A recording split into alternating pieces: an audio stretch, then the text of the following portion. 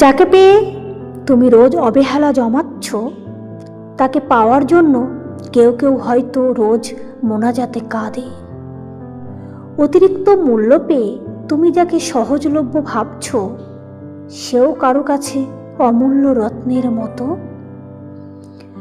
তোমাকে অতিরিক্ত গুরুত্ব দেওয়া মানুষটা তোমার কাছে বিরক্তিকর, কিন্তু তার কাছে এর অর্ধেক গুরুত্ব পেলেই কেউ হয়তো তাকে মাথায় করে রাখত।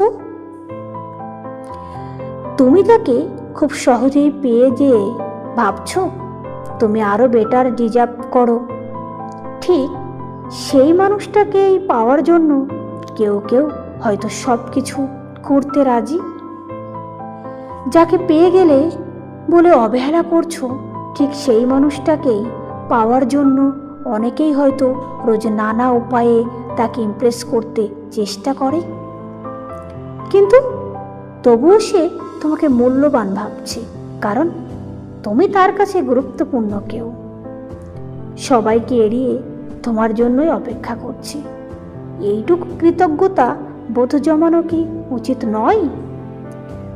অবহেলায়, ক্লান্তিতে, অভিমান নিয়ে হারিয়ে যাওয়া মানুষগুলো তীব্র ভালোবাসাকে একবার পেছন ফেলে হারিয়ে গেলে আর কখনো ফিরে আসে না।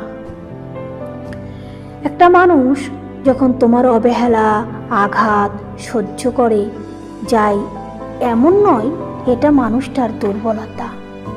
মানুষটার সুন্দর একটা মন আছে, তুমি তাকে সস্তা, গ্রান্টেড কেউ ভাবছ, কারণ তোমার সুন্দর মনের অভাব।